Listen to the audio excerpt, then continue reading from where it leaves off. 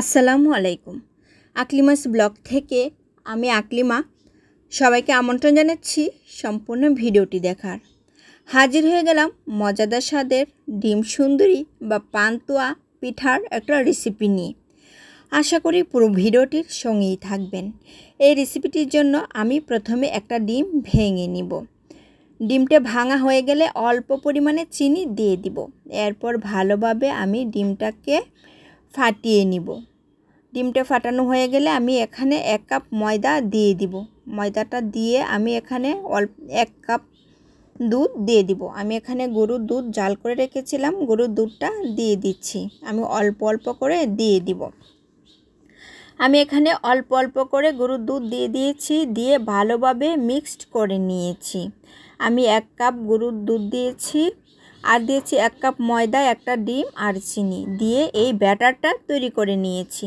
এখন অর্ধেকটা ব্যাটার আর একটা পাত্রে রেখে দিব। এখানে আমি আলাদা করে নিয়েছি, আর অর্ধেকটা ব্যাটারের মধ্যে আমি ফুড কালার দিয়ে দিব। আমি এখানে অরেঞ্জ কালারটা দিয়ে দিয়েছি, দিয়ে অরেঞ্জ কালারটাকেও আমি ভালোভাবে মিশিয়ে নিয়েছি। মিশানো হয়ে গেলে আমি এগুলো এক পাশে রেখে দিব। আবারও আরেকটা বাটিতে আমি 2টা ডিম নিয়ে নিব। আমি এখানে 2টা ডিম দিয়ে দিচ্ছি, দিয়ে এখানে অল্প পরিমাণে চিনি দিয়ে দিব। আমি চিনিটা দিয়ে দিচ্ছি, দিয়ে আবারও ভালোভাবে ডিমটাকে ফাটিয়ে নিব। এই পর্যায়ে আমি একটা প্যান বসিয়ে দিয়েছি, এর মধ্যে অল্প একটু তেল দিয়ে দিব। গরম হয়ে আসলে আমি ডিমটা দিয়ে দিব। এরপর ডিমটা দিয়ে আমি একটা রোল বানিয়ে নিব। আমি ডিমটাকে ঢেকে দিব যাতে করে ডিমটা একটু নরম হয়ে থাকে। এই পর্যায়ে আমি ডিমটাকে উল্টিয়ে দিয়েছি আর ডিমটা নামিয়ে নিয়েছি। এখন আমি বানিয়ে নিব রুটিগুলো। আমি এখানে যে ব্যাটারটা করে রেখেছিলাম সেগুলো দিয়ে আমি গোলা রুটি বানিয়ে নিচ্ছি। আমি প্রথমে সাদা ব্যাটারটা দিয়ে সাদা গোলা রুটিগুলো বানিয়ে নিব। আমার একটা গোলা রুটি বানানো হয়ে গেছে, উঠিয়ে নিচ্ছি। একইভাবে আমি আবারও আরেকটা গোলা রুটি বানিয়ে নিব। আমি এই রুটিটাও বানিয়ে নিয়েছি, উঠিয়ে নিব। এই পর্যায়ে আমি অরেঞ্জ কালারের গোলা রুটিগুলো বানিয়ে নিব। আমি প্যানের মধ্যে অরেঞ্জ কালারের ব্যাটারটা দিয়ে দিয়েছি, আর আলতোভাবে একটু নেড়েচেড়ে দিব যাতে করে চারপাশটা ভালোভাবে হয়ে যায়। আমি একটু উল্টে দিলাম। এখানে অরেঞ্জ কালারের রুটিগুলো হয়ে গেল। আমার সাদা ও অরেঞ্জ কালার 2টা গোলা রুটি হয়ে গেছে। আমি এখন ডিমটা নিয়ে নিব।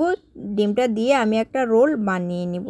ডিমটা দিয়ে রোল বানানো হয়ে গেলে এরপর প্রথমে আমি সাদা গোলা রুটিটা নিয়ে নিচ্ছি, নিয়ে ডিমের সাথে ভালোভাবে মিশিয়ে দিব। এরপর অরেঞ্জ কালারটাও দিয়ে দিব। অরেঞ্জ কালারের রুটি দিয়ে আমি ভালোভাবে পেঁচিয়ে দিব। এইভাবে আমি একটা সাদা রুটি, এরপর দিয়ে দেব একটা অরেঞ্জ কালার, দিয়ে আমি পিঠাটা বানিয়ে নিব। যখন পিঠাটা পেঁচানো হয়ে যাবে আমি একটা ছুরি দিয়ে পিঠাগুলোকে কেটে নিব। আমি এখানে সবগুলো পিঠা ছোটো ছোটো করে কেটে নিচ্ছি।